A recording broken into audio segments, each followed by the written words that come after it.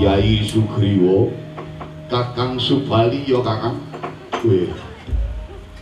Diarani getun ya getun, diarani ora ya ora ya Yai, goning pun Kakang buru ananing cupungane Astagina Tabawa. Wis ora usah digetuni Kakang, barang wis kebacut. Ning ya kudu dilakoni apa ana kabeh iki wis dadi pangwasaning Gusti. Nyatane iki dina Kakang Subali jumeneng nata dadi Ratu Rogastina kene. Mula bukane sangka iku iki minangka wahyu saka kersane Kang Akarya jagat dening apa derajate Kakang Subali wis tumeka. Iya, Adi. Nggih leres Gus. Nggih Ndara. Syukur bagi menawi dika sampun mengkoni kesadaran sing kaya ngoten.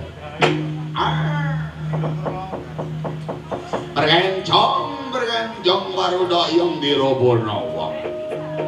Mbok brong wak semprong mati ngomong legi wak saleh mati leye. Titah yokaning ulun Subali nata ulun sing mundhun sangka ing kahyangan Gusti Allah wonten kados menapa ulun ambil mandhap wonten ayo arta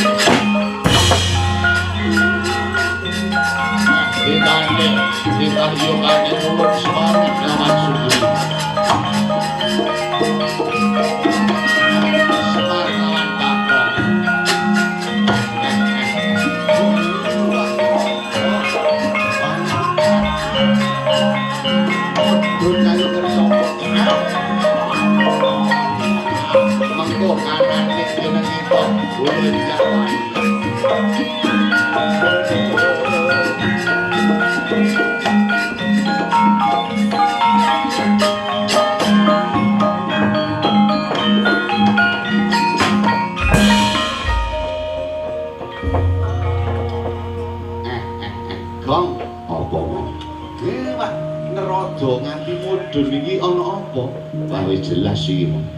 Biasae nek dewa katik mudhun, apa maneh mudhune iki nang titah sing tedhak handana warih. Contone kaya Ndaramu Subali ngene. Wis jelas iki kayangan ana apa-apa. Arek kok. Wak Narada. Sajake kok ya ana wigati. Kananing Semar kelawan Mangunti Wangsa. Jeneng kita arek dhisik ulun ana wigati kelawan Subali uga dene Sugriwa. Disekecakno. Oh nggih, Pak Narada. Dheweke sekecakno. Kandi wilujeng nggih, padha becik sing dadi prapaning ulun. Nggih syukur.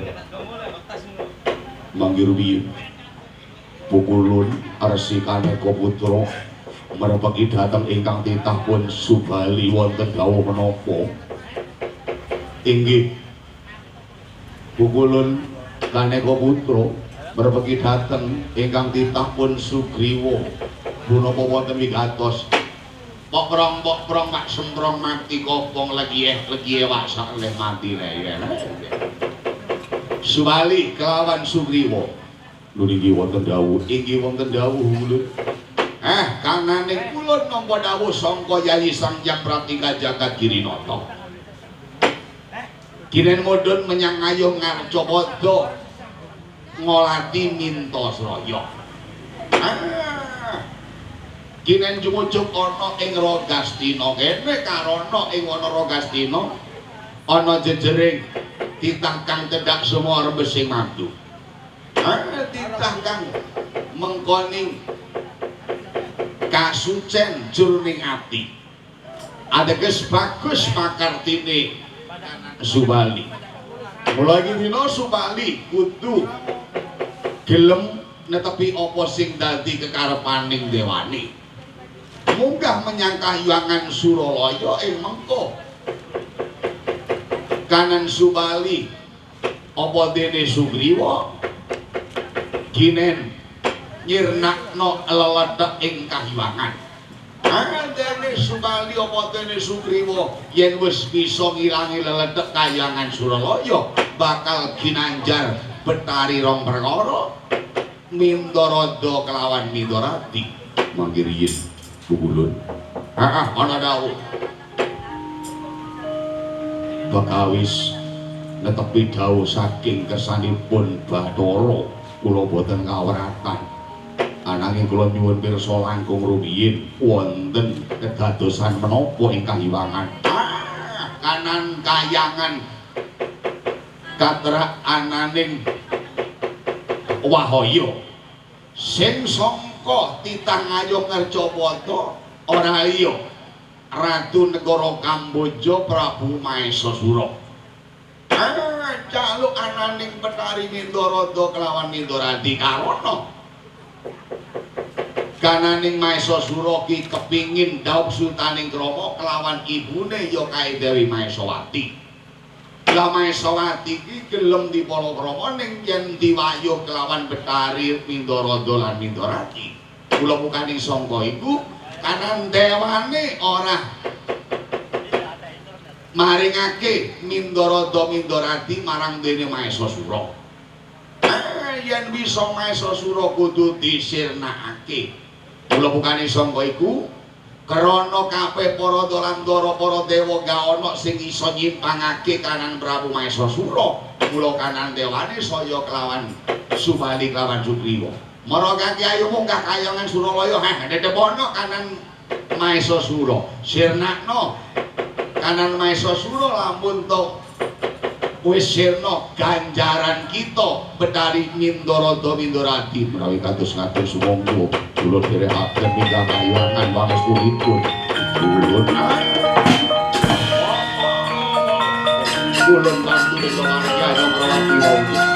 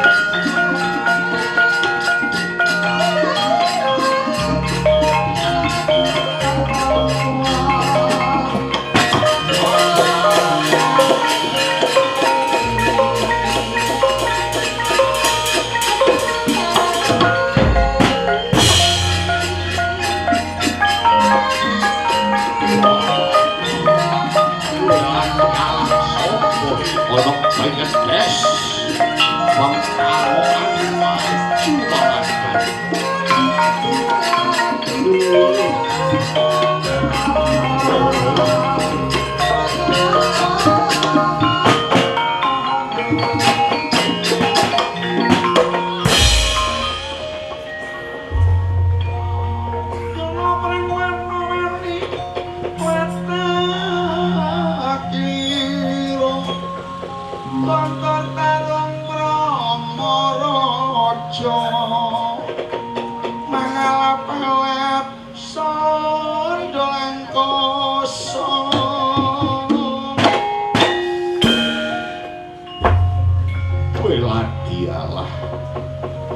para dewa gentekan serangtu rupane kabeh padha kemlayu dadak iki ana jejering manungsa sing gak gotra-gotra menus ana penyetes bengkaroan sekembaran gedene sak jaran teci gon iki apa iso ngucap pindha manungsa yen pancen kon sepadha padaning manungsa kaya dene aku takon jenengmu sapa jenengmu sapa mijil ngendi pinangka lan apa sing dadi karepanmu yen pancen kon ngalang-alangi laku jantraku ana Suralaya kene sisan kor Kinjana Jati apa ya tak gebang singat sundep awandamu kelakon bedah dodomu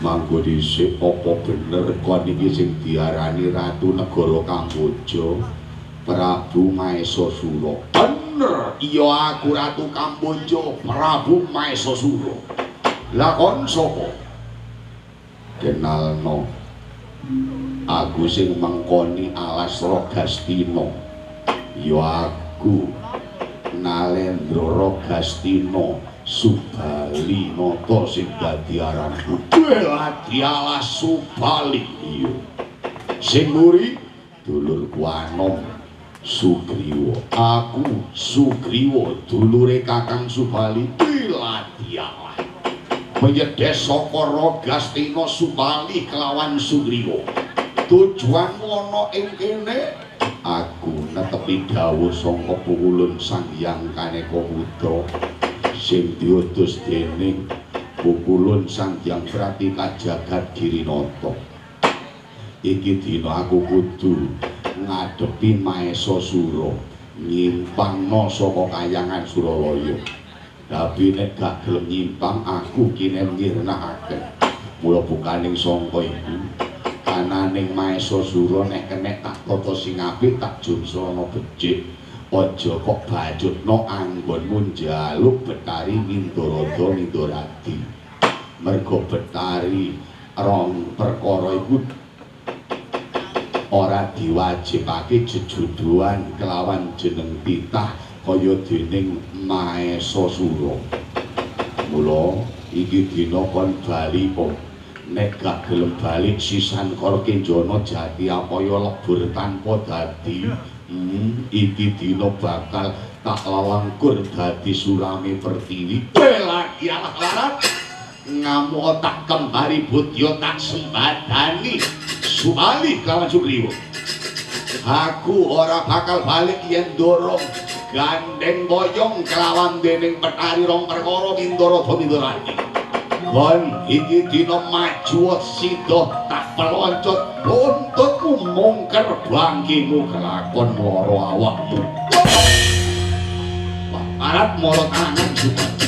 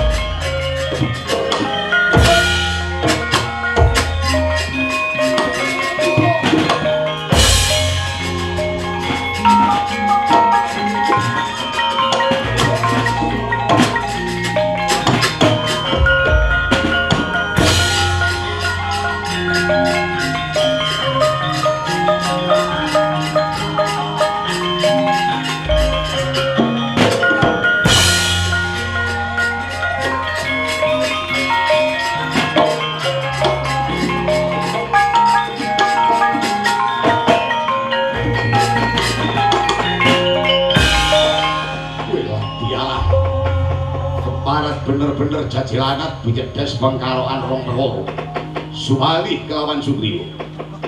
Aku ora ateges mundur tanding karo wong.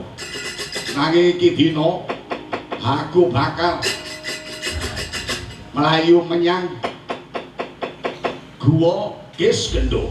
Tuntutono yen pancen kon wong sing diktaya apunjul kon wong satriya sing prawiring yudha tanding ana aku ana ing sajroning Guwa Kiskendha.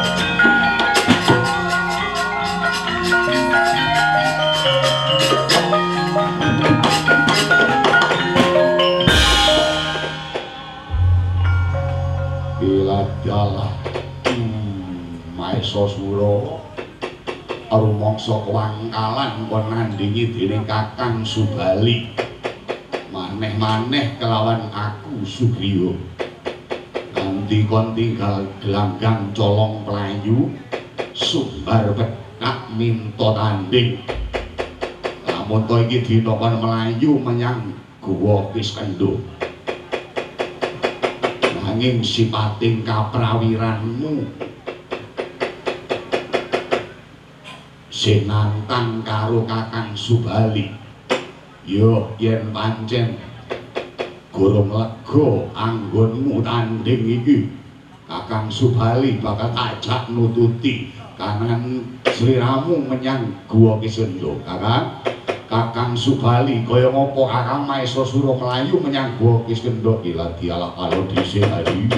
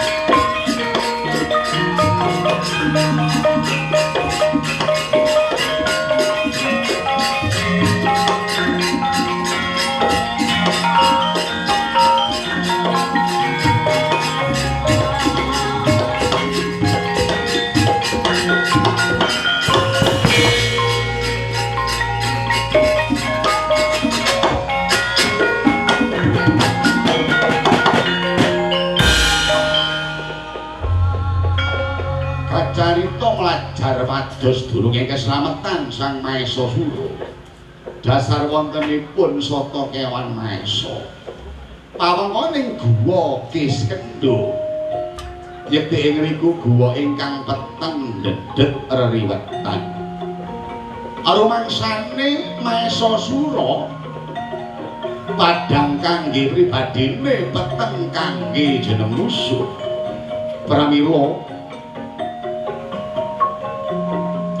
kananing Maesa Sura anggenipun tandhing ing Guwa Kiskendha mangke arumaos saged ngwaosi medan yekti ing riku unggul ing jurit.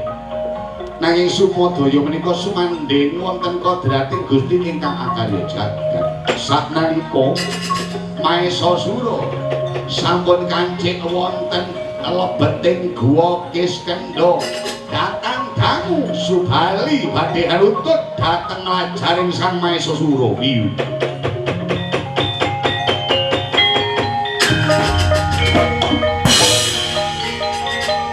Awas Subali yen pancen kon wong sing dendaka satriya sing awri kita dudu ana anggota putrane Guwa Kiskendha.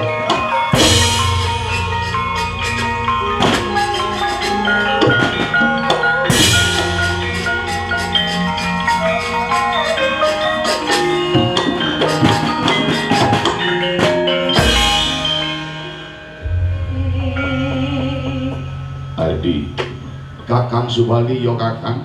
Wah, yen ora ditututi kananing Maesa Sura, ora wurunga aku ora sida nampa ganjaran lan dipaidu dene pukulun Sang Hyang Kaneka Putra apa dening Sang Hyang Girinata.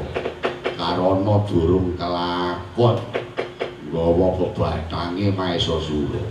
Yen ngono ayo ditututi Kakang. Ya tak tututane ananing Maesa Sura mlebu jroning guwa. Nanging si Adi aja melu-melu. Dado wahaya yen pun Kakang tak eman kananing si Adi Sugriwa. Lah terus aku kudu apa? Adi Sugriwa jagon bloko ing lawang guwa. Aku tak mlebu jroning Guwa Kiskendha.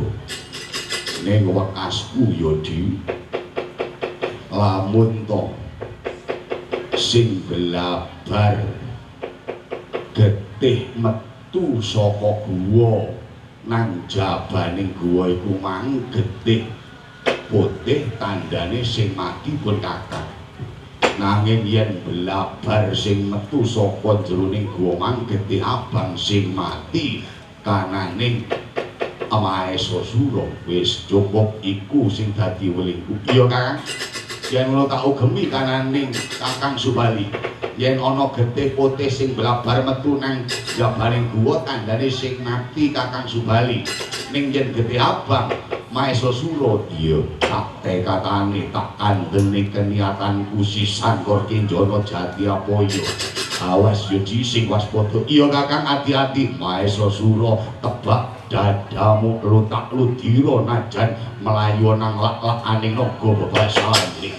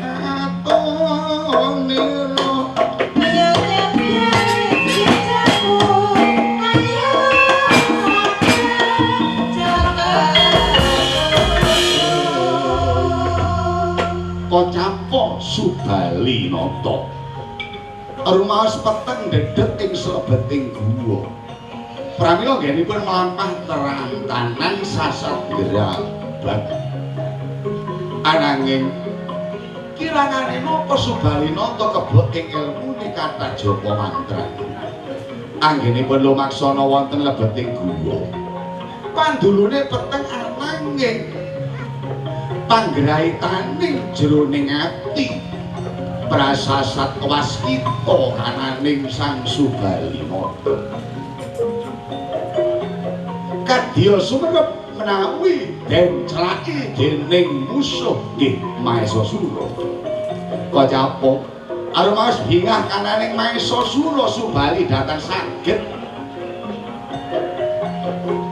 ambales napa ingkang dados kridani ananging Sumadaya menika sumanding sepindhah dene kersane kang akarya jagat sasat wong bener bakal ketenger wong salah iya bakal diseleh sak nalika Subali nata dasar aji Pancasona Pancasunya datan uwal saking panguwasane den arapal aji Pancasona Pancasunya kangge mulihaken ing kekuatan kepepet ing lakaning guwa kananing Subali nata grabat gebangipun Sang Mahesa den okak gebange Mahesa blabar arah petak campur abang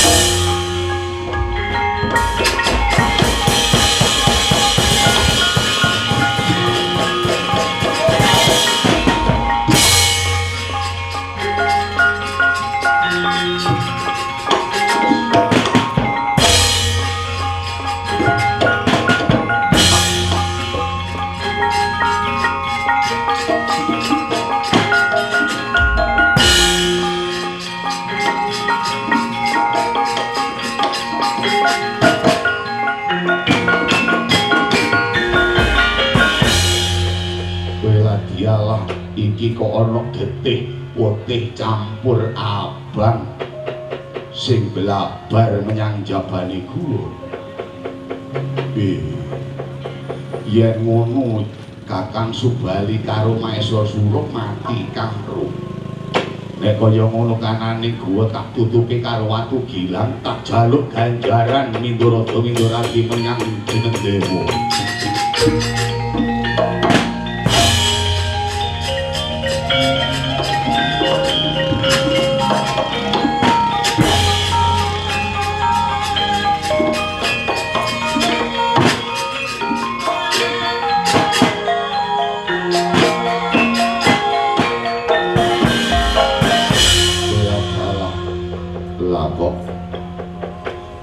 Guwa ditutup watu gilang sing sakmene gedhe karo Adi Sugriwa. Kamangka sing blabar iku mang getih abang campur putih. Ning sing mati dudu aku. Sing mati Maesa Sura krap karana blabare getih sangka kunarpaning Maesa. Utek campur getih sing blabar bebarengan mula warnane abang karo putih. Ya wis ora dadi ngopo Sugriwa. Pancen sing salah aku merga pawelingku marang si Adi mang kaya ngono. Ning iki dina tak buka watu gilang. Tak pancal kanane watu gilang tak tututi menyang ndi si Adi Sugriwa.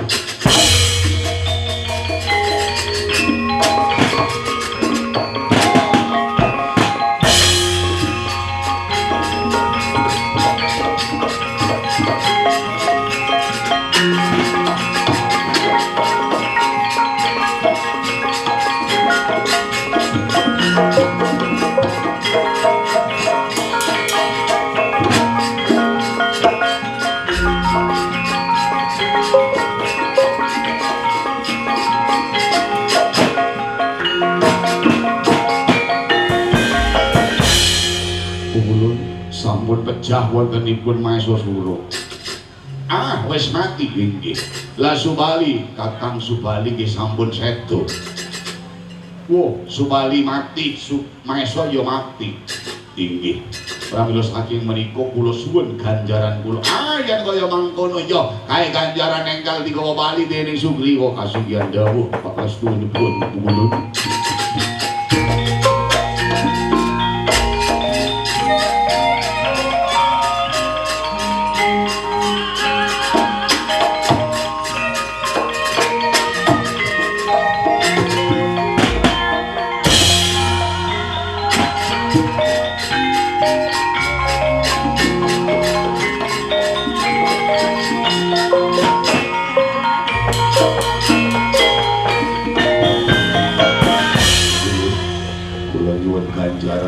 Betari Mindorada Mindorati karana Maesa Sura sampun pejah.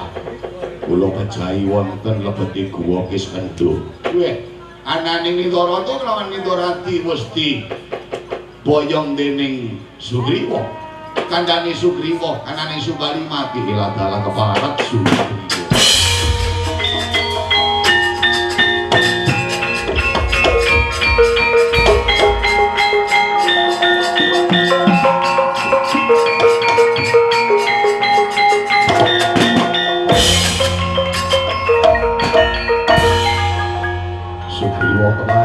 Jaluk Mindorada Mindorati sangka tumindakmu sing luput tak balano bakal kecepit wit ental gak iso mudhun yen ora ana jaman Narasumba.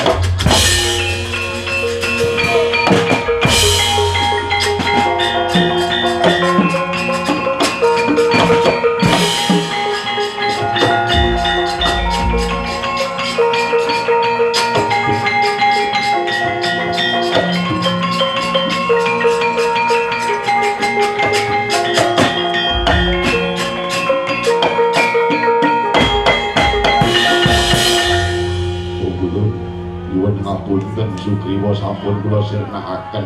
Iya kananing ulun wis ngerteni kabeh. Iki putri sakloron ya Betari Mindorada Mindorati dadi ganjaran kita. Kanan kita dawuh kelawan Mindorada Mindorati kanan Subali. Iki dina wis paripurna. Kananing ulun bakal bali kayangan krana kabeh wis dumadi ing katentreman. Iya. Tangrewetan benda kulon Wancina yang harga notok bendani wetan tondo sampun biar padang bangun rahino Surya munjuk madangi jagat